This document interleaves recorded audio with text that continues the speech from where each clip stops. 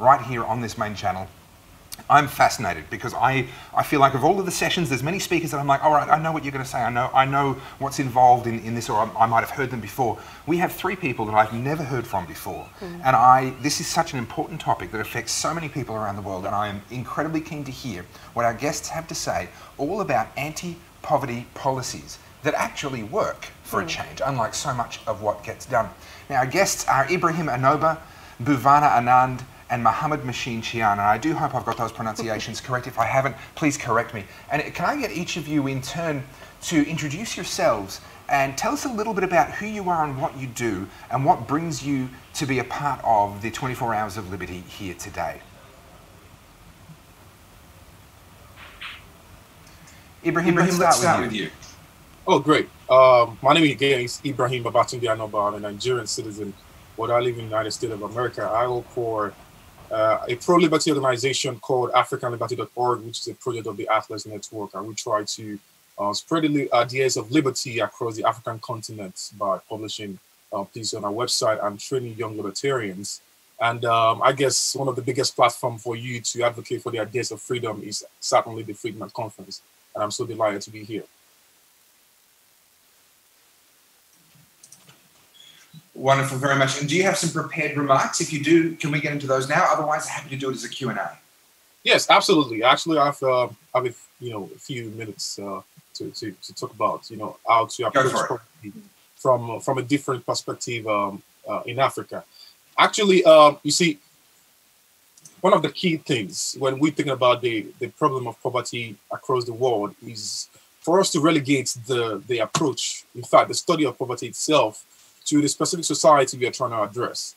And if you go to the economics departments across the world, particularly in the United States, and you listen to macroeconomics classes, professors often tend to tell students to study poverty through certain indices. And if a country is having unemployment rates, high inflation and this and that, well, of course, that points to poverty.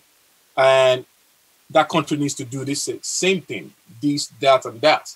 Well, that is not, the best thing for humanity to pursue as regards to eradicate poverty, particularly in Africa, because there are peculiar things that are specific to the African society that might help us understand poverty in another way and approach it in another way that you might not necessarily get anywhere across the world. So, for instance, for us to have an empirical study of poverty on the African continent, we must consider some dynamics. Some unique dynamics. For instance, there are specific internal political dynamics in Africa that is not obtainable anywhere else. For instance, it's not the same way that we play federal politics in Nigeria or Ghana or in Zimbabwe that you guys play in Australia. We don't play conservatism versus liberalism or progressivism versus libertarianism in Africa. So that's one internal dynamic. It's one factor that we need to consider when we are approaching poverty, the poverty question in Africa. And there is another, unique experience of the African people, the Atlantic slavery episode and the colonialism episode. These are unique episodes in African history that have in many, many ways contributed to the poverty level that we have now. For instance, a lot of African able-bodied people were transported during the Atlantic slave trade.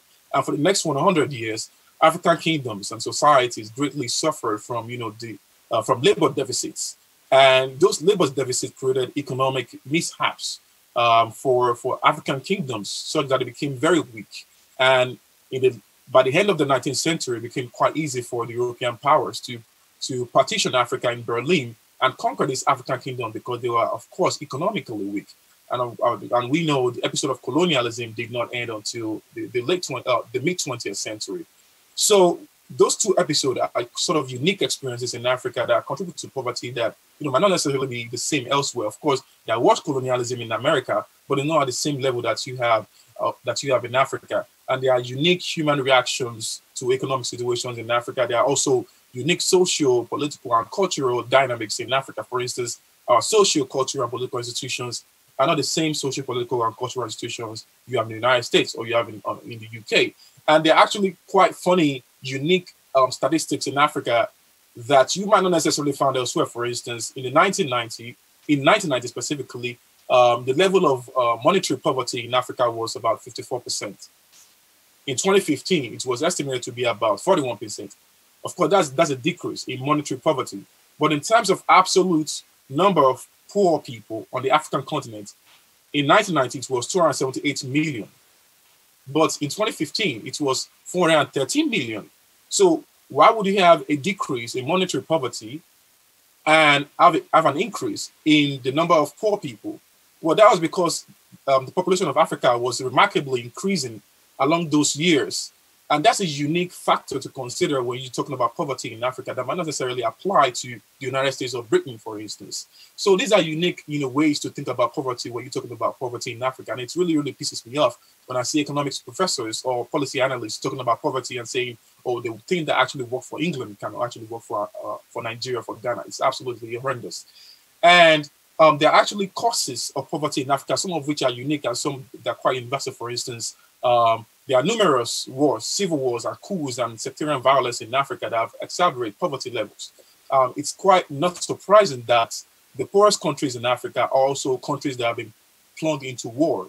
Burundi, Uganda, the Democratic Republic of Congo. These are some of the poorest countries on the continent, and also the countries similarly suffering from legacies of war. There are famine and environmental crisis, poor education levels, corruption, anti-enterprise policies, anti-human policies, and lastly, what I would categorize to be, centralization or over-centralization of poverty eradication programs, or what I would call the governmentization of poverty alleviation programs, which of course has been pushed toward the African leaders by the IMF and the World Bank. So now that we've seen the need to approach African poverty or the question of poverty in Africa from a different way and looking at the causes, then I think we're going to have a softer ground looking at the solution, which of course is the key meat of this discussion, the solution to poverty in Africa.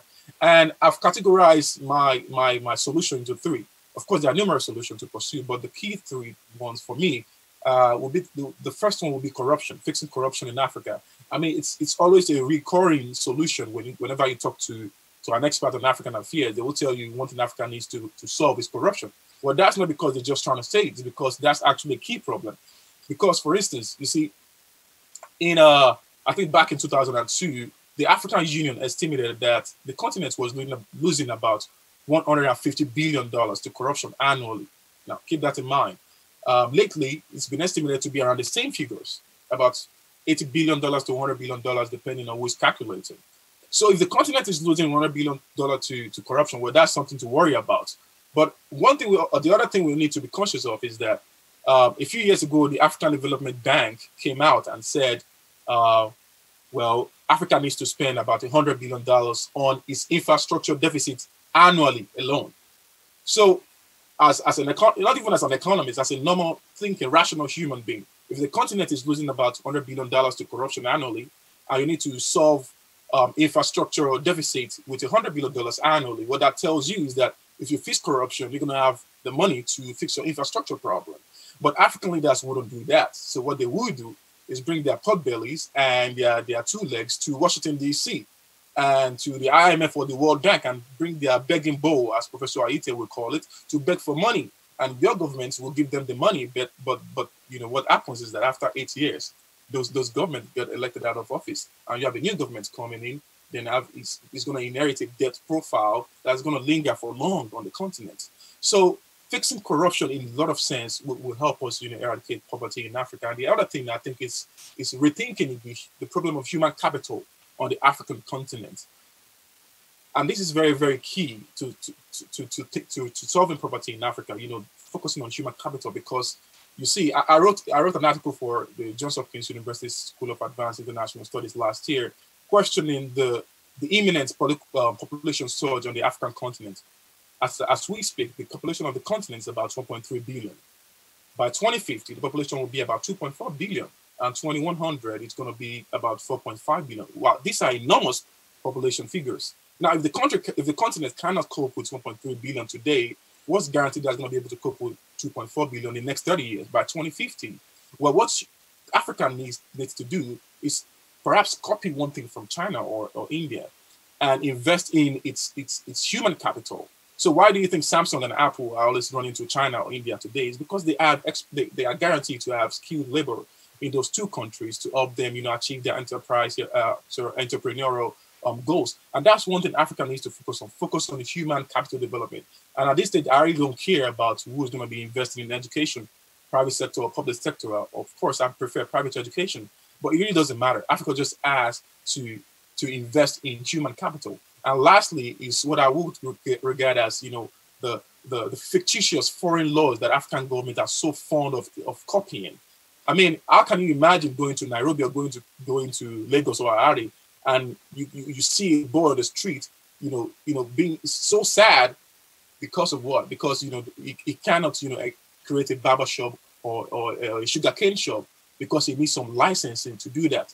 Something called occupational licensing. I thought I only heard about that in America, but the occupational licensing problems in Nigeria, I can't fathom that. Our ancestors before the colonial era, there was nothing like occupational licensing. The biggest business were individual clan-owned businesses. But we're going to copy all these nonsensical policies from the West and bring it to lead our people. It's absolutely not going to work. Then, of course, we have all the stiff regulations on SMEs. And imagine it, a lot of people in the business and economy in Africa are actually people in the informal sector, SMEs, small, medium, and medium enterprises. And this is not a coincidence because, historically, Africans are sole proprietors. The biggest level of ownership of business is the clan or the family. Majority of the business that existed in pre-colonial Africa are owned by individuals or, clan and families. So that's why today you go to the street of Africa, it's always sole proprietors. That's a cultural thing. We're going to have governments, stifling the regulatory codes or, taxes on these small and medium enterprises because America is doing that, because Britain is doing that. So for us to approach poverty, the poverty question differently in Africa, we need to start rethinking our process, start focusing on Afrocentric narrative, Afrocentric problems, and solving them from Afrocentric solutions. Fantastic, and thank you so much for that. And isn't it amazing to think that this issue of decisions being made too far away from the people they affect?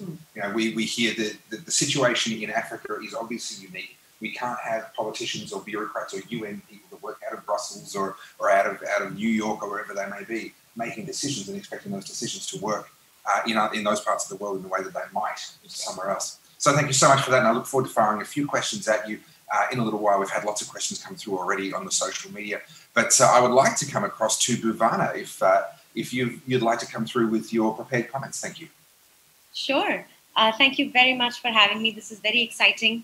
I've actually been waiting for an opportunity to join Friedman conference for the last 3 years, and Tim Andrews and I have been trying to find a way to get me to it. So I'm very excited to be here. My name is Bhuvana Anand. I work for Center for Civil Society, which is one of India's only market liberal think tanks. I've been associated with the center and with the broader freedom movement for many years now. One of the products of the Atlas Network's phenomenal reach, particularly to young students around the world. I want to talk a little bit about, sort of my experiences and learnings from India's poverty experience or poverty alleviation experience. One, because I'm from India, and two, because 1 out of every third person in the world who lives in poverty lives in India. And so 1/3 of the world's poorest are here. And so just in terms of the kind of poverty impact our nation can have when we do better is quite enormous. I want to start with sort of a quick trope, right? Which is that the strongest anti-poverty program that we know is growth. And much as it sounds, sort of glib, here are the facts, right? China and India alone in the last sort of 3 to 4 decades have accounted for bearing the burden of reducing the world's poverty footprint. In China, for example, 730 million people were brought out of extreme poverty between 1990 and 2015. In India, between 2004 and 2011, poverty declined from about 40% in terms of headcount ratio to about 22% currently. In fact, even per the UN's own multidimensional poverty index report, India alone lifted 270 million people out of poverty between 2006 and 2016. And this includes improvements in their asset holdings, access to cooking fuel, sanitation, nutrition, so on and so forth. But in the case of India, much as this is, sort of cheery, it is far from sufficient. We are 1.3 billion people, and we still have 90 million people in extreme poverty, and about 300 million people in sort of poverty in by any yardstick, right? Besides, even India's middle class doesn't quite count as affluent compared to the rest of the world. By no yardstick can you say that. Even our neighbor Bangladesh has done a remarkable job of poverty reduction, again bringing down their poverty headcount from about 45% in the 90s to about 13% now. So we've got a lot to learn from China and India, and a very long distance to traverse.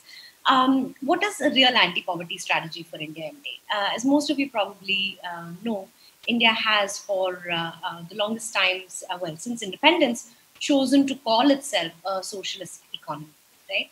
Or at least think of itself as a socialist economy. And some of it was idealism, that we want to bring people together out of poverty. But a lot of it was also sort of deeply misguided romanticism with the experiment of the former USSR. And therefore, that dictated the way our government approached everything from enterprise to property rights to rule of law and so on and so forth. And for the longest time, it was the governmentization, as Ibrahim's beautiful phrase, of poverty alleviation. Right? That was our approach for the longest time. Everything from running gigantic government programs. In fact, the term in India was Garibi Hatao, which means remove poverty. And this became an election catchphrase for a very long time, rather than thinking, how do we build prosperity? How do we allow for people, how do we get out of people's ways so that they're able to access better ways of growing their own household income? For India, I think growth is not optional. We need to continue to be back on the 10% a year type growth trajectory, right? We have slowed down a little bit, and COVID is certainly not helping. But in one way, COVID has brought to the front some of the deep problems that still exist, many of which are similar to what Ibrahim mentioned, including deep, thoughtless regulations. Alex Tabarrok, a professor at Marginal Revolution, and Shruti Rajagopalan have a fabulous paper that's just out on elite imitation. And this is something that we've mimicked, I think, in much of Africa, but also in a country like India, is importing rule sets that don't fit our needs and certainly don't fit our context. In terms of getting out of the way, India's sort of change in how quickly poverty fell began sometime in between the 70s and 80s, really deepening in the 80s, when the first steps towards liberalizing the economy began. And since then, we've seen, if I was allowed to show a chart, I might have a deep and swift reduction in poverty headcount. 1991 was sort of a watershed year for us. This is the year that India decided to bring down a number of industrial controls and said that we are now open for business. We are not going to have the kind of trade restrictions with other countries that we had historically had, that we are going to allow domestic enterprise to be able to sort of hire and build scale. And we were going to encourage enterprise more than anything else.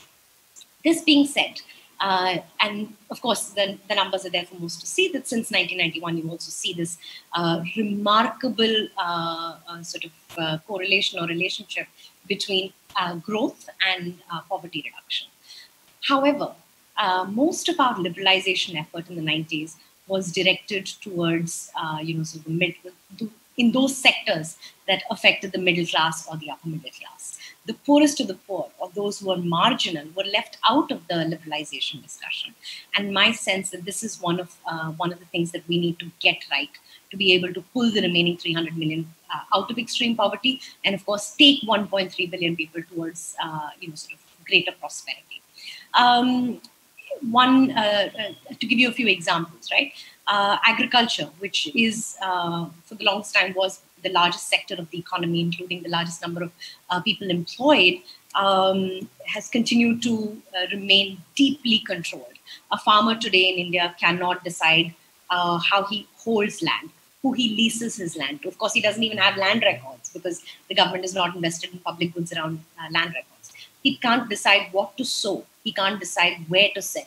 He cannot decide when to sell. He cannot decide what seeds he can use. He cannot, think thoughtfully about his customer profile, and so on and so forth. So every step of the production, distribution, and sale process in agriculture is deeply, deeply controlled. And the reason this is relevant is that about 40% of Indians still depend on agriculture for a primary source of livelihood.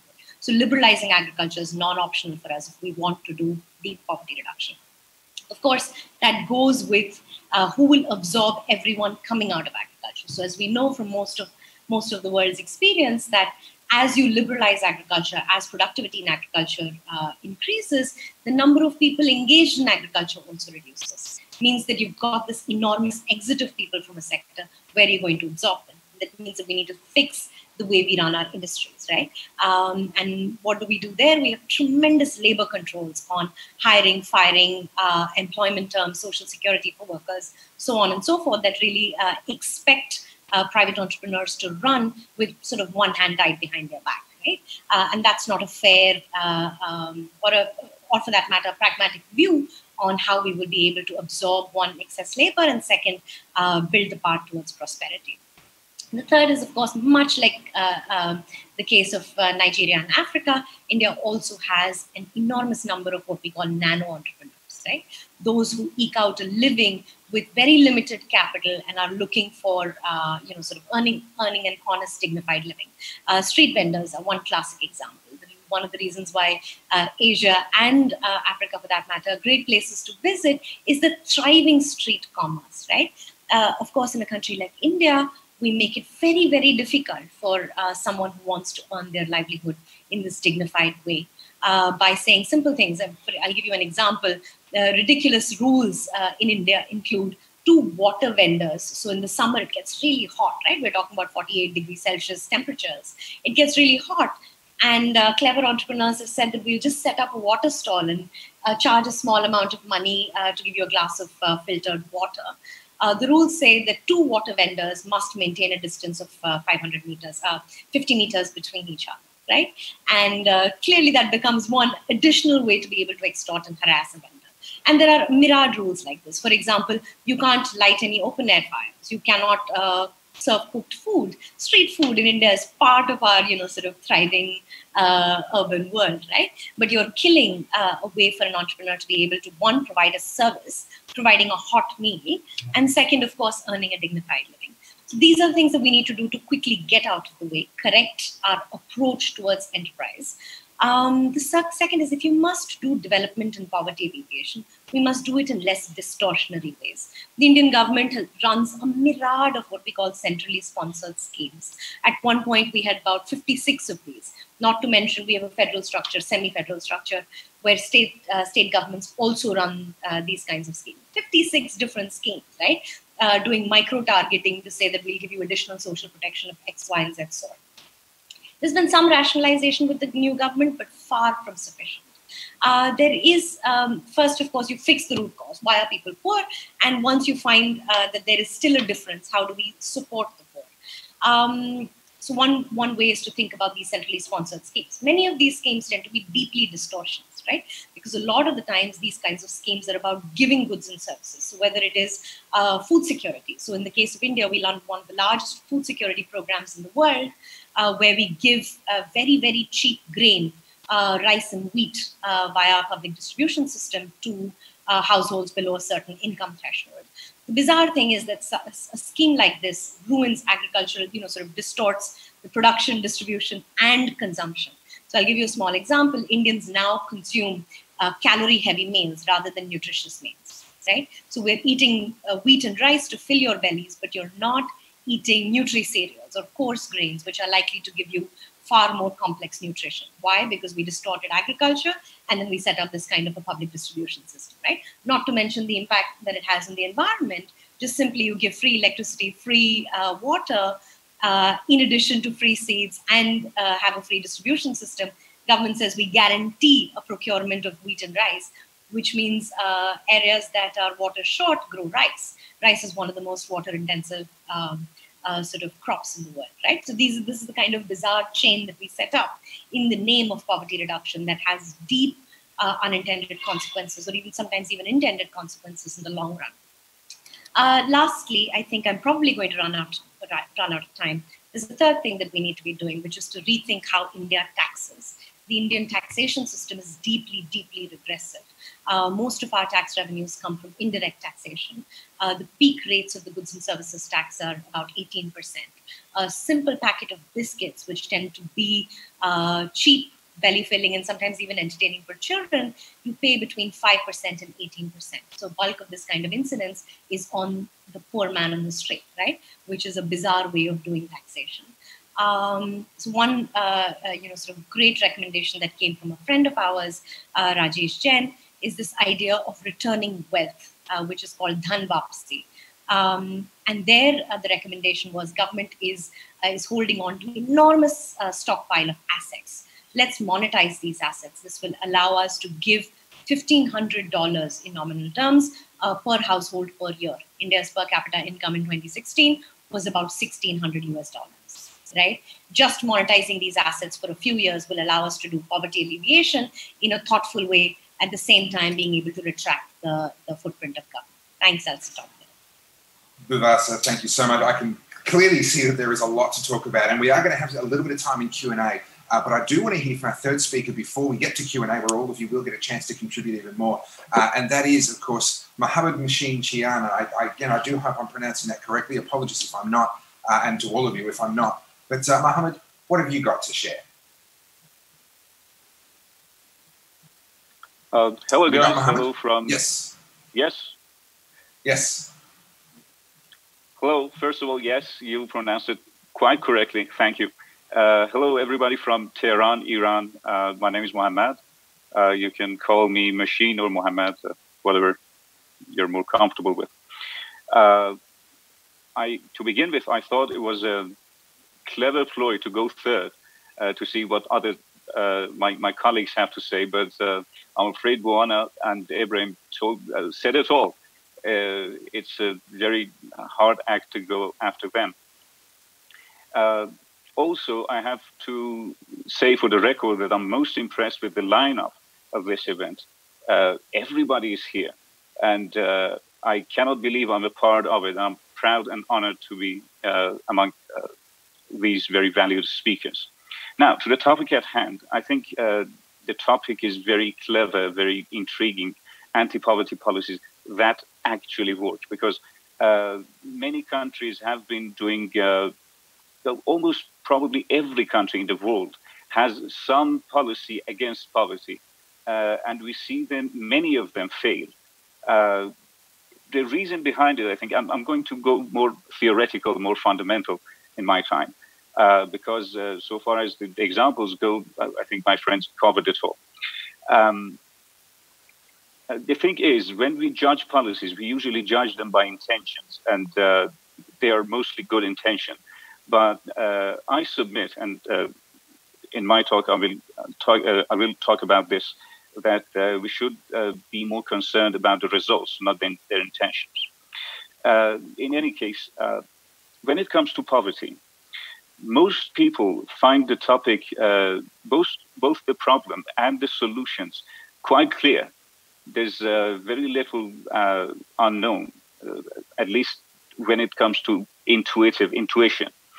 But I'm going to tell you that it is more deeper, more complex than what you think, the problem of poverty. And it has more to do with, in my opinion, to do with our ethics, our culture, our value system, than our policies and what our policymakers think. And if you think you can solve the problem of poverty with your senators and MPs in the parliament stand up and sit down when they should, I think it's not that easy. If it was that easy, we would have gotten rid of it much earlier.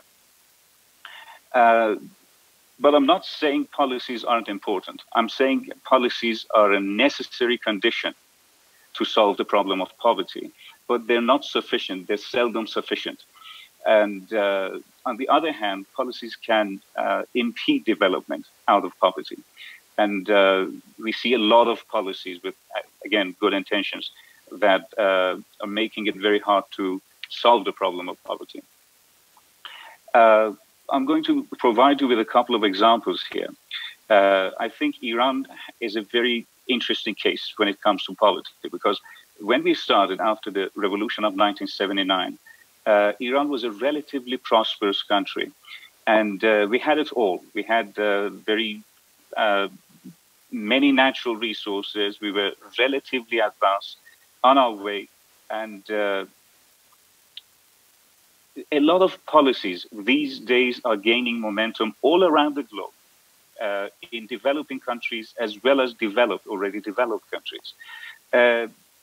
Politicians in Iran, which, by the way, they usually get a bad rap. They're not famous for their successes. But I think they were successful. After the revolution, they created a utopia. They did, in fact, implement a lot of policies that are very popular around the world, but politicians are not courageous enough or not able enough as Iranian politicians to actually do them, implement those policies. I'm going to give you a couple of examples. First of all, the problem of the rich, the imperialist capitalists, as they were called in Iran. And they have all the money in the world, and we have a lot of people in need of that money. What if we got the money from the rich and gave it to the poor, redistributed it? The idea sounds very appealing. A lot of people are for it around the globe, and but they don't know that we were actually the first people, at least in the 21st century, that did it. After the revolution, people stormed even their homes, conquered their houses and their factories and their companies, and their bank accounts were blocked, and their assets were seized. And after we created the utopia, we redistributed the money among people. We provided a lot of free stuff, free energy, free electricity, free, almost at least. But what happened was very, very curious. Those people which we actually kicked out of the country, they were the engines of innovation and creating wealth and pushing forward the country. After we kicked them out and redistributed the money, some people, bought houses with that money. Some people traveled with that money. We had a short period of time in which people were better off. People were happy. But the money ran out very soon, sooner than you'd think. And we, in effect, by destroying that engine, by kicking out those entrepreneurs and innovators and captains of the industry, we generated actually misery, in effect. The thing is, not almost all, I am not aware of any exception, all of those companies were dried up, and they were abandoned. And every now and then these days, when these people die of old age, mostly in abroad, they live in Europe, in America, other places, they die in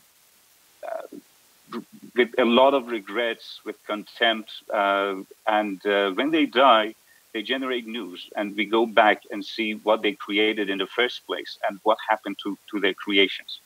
It is a very sad sight, to tell you the truth. Another thing, another policy was is free education. Free education sounds very good, sounds very intuitive. If we created free education system, we give people an opportunity to get to educate themselves and become better people, to climb out of poverty. Not really. Who knew that wasting the best times of the best years of your life, of your youth, studying irrelevant subjects in a government subsidized with no education system, with very little incentive to actually prepare people for the real world, can lead to disaster. We have a very high unemployment after 40 years of basically free education according to the Constitution they wrote after the Revolution of 1979. We have elements, well, all the way to higher education, and most of our universities are free as well.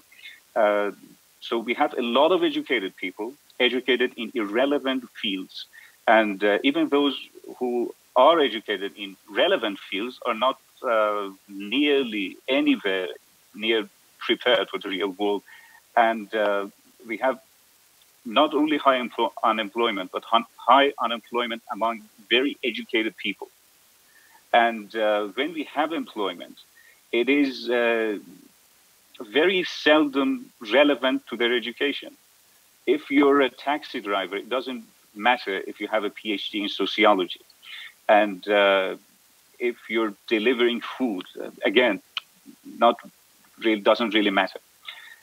So these policies, what I'm trying to say is, they sound good. They're intuitive, but when you implement them, they may have adverse effects. And I'm afraid many places in the world have a similar situation, a similar problem. And I defer to Angus Deaton, one of the utmost authorities on development and dealing with poverty. In his book, The Great Escape, and by The Great Escape, the title of the book refers to the famous classic film, Steve McQueen, Pleasant, and I think Coburn, and many other classic stars. They are prisoners of war in a Nazi camp, and they are trying to escape. So they dig a tunnel out of the prison camp, and some of them are successful. They escape, but the tunnel crumbles on the head of those who are left behind, and that's his concern. The thing is, implementing these well-intentioned policies requires money. When you spend so much money, you are in fact choking your economy. It has an adverse effect on your growth. The correlation is actually quite clear. It's a matter of fact these days among at least experts. By choking your economy, the tunnel is crumbling, and less people may be able to escape out of climbing out of poverty. And this is not, the evidence indicates, this is not only a problem for developing countries, it is a problem also for the developed countries. And by slowing down the growth, I think the developed countries have a more challenging future ahead of them. And when they are challenged, that also may have an adverse effect on developing countries as well, because developing countries usually benefit from help from those more developed countries in various ways. And this will also affect them as well. So I think we are, okay, I'm going to sum up, and if there's any question. Yeah, fantastic. Thank you so much, Ibrahim, for that. So it actually, what you're telling us about what happened in Iran, and I don't really know much about the history of Iran, but it sounds eerily reminiscent of what I saw when my wife and I visited Venezuela. And you're dealing with a country in Venezuela that used to be very wealthy and used to be very liberal. And then they brought in these policies that just brought it all crumbling down, and must be an incredibly difficult thing to witness and to live in. We do have a number of questions, as people are obviously really connecting with this topic, and I think you've got one there that you selected. Yeah, it's a great one here from Peter Shepherd, who asked a question for Bhuvana. The perversities of things like agricultural regulation are widely understood by economists, and especially development economists. How widely understood are those ideas among Indian voters and politicians? Great question.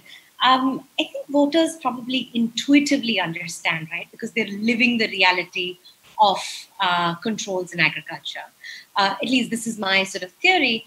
But the problem is it's very hard to fight back or to say no to free things, right? It makes perfect sense. If you are an agriculturist, it makes perfect sense that you must get free electricity. It makes perfect sense that you get a guaranteed price from the government and a minimum amount guarantee of, in the spot market, right? It makes perfect sense. So how do you fight that back? I think there are two ways of thinking about it. One is how do we sell the idea of prosperity better rather than the idea of poverty? And I think the other side has done a remarkable job of selling poverty. We have done less of an effective job of selling sort of prosperity. So that's one thought on it. Second is, I think, clearly the currency for these ideas has been there for a long time. You just needed that moment of the right moment, the right window to be able to push it in. COVID for us has proven to be a fantastic opportunity, and many of the controls that we were seeing either in the case of labor or in the case of agriculture are now being rescinded by states. So I'm optimistic that once you see how this how these policies work out, even born out of emergency, it'll be hard to go back to the old way of doing things. So I hope that answers the question. Thank you, and let's definitely hope so. Ibrahim, we've been hearing a lot in the media, certainly in Australia, and I think around much of the world, a lot more recently about these proposed free trade agreements within Africa and free trade within Africa. Can you give us an update? I'm sure your information is much better than the information we're getting. Where is that at? Do you think it's actually going to happen? And do you think that's coming as a grassroots push where people understand the promise of what that could bring to them? Or is that coming just from a small group of people trying to do something good? Well, I think the fact that African countries or African leaders are agreeing to some form of free trade agreement, it's a hope in itself. And secondary is the fact that was actually the meat of that policy. But I think from what we've heard and what we've seen in the news,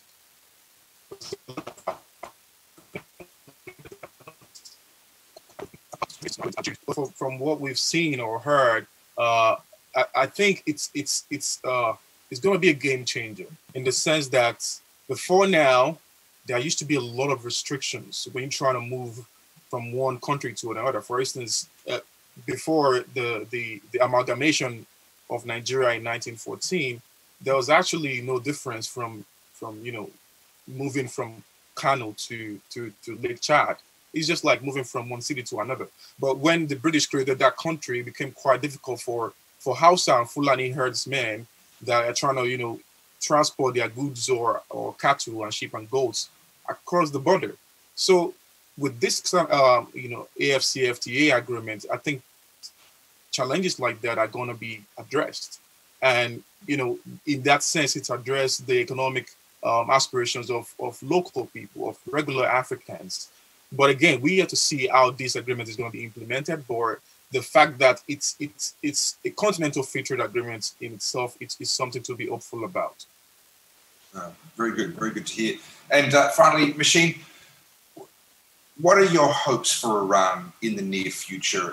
Again, as with India and Africa, the media coverage that we get here in the West and in Australia about Iran is very unlikely to be accurate. So could you just give us a sense of where do you feel that Iran is at the moment, and what do you see in its future over the next 5-10 years? At the moment, we are dealing with the stagflation and probably in the very near future, hyperinflation. So the future is not very bright, I'm afraid. Also, the isolationist policies by the United States pushed Iran towards more towards China and Russia. So we see they just unveiled a 25-year plan to cooperate with China, which is very concerning, to be honest with you. And I think that is directly the result of not very measured policies from the United States, I think. People are breaking under the pressure, and the economy is in a very bad shape. So I'm afraid I don't have any good news at the moment. Well, that's very, very unfortunate to hear, and I certainly you know, when you say you're heading towards stagflation or hyperinflation, unfortunately, once again, it just brings Venezuela straight back into line, and that's not a pretty picture. And so I hope for everyone's sake that something changes and that we do see a better future for the people of Iran than that. But can I just say thank you so much? This has been such a stimulating session. Amazing. I've learned so much, and I just love the fact that we're able to get people like you guys as a part of this conference, and I'm just so grateful for you giving us your time. So thank you to all three of you.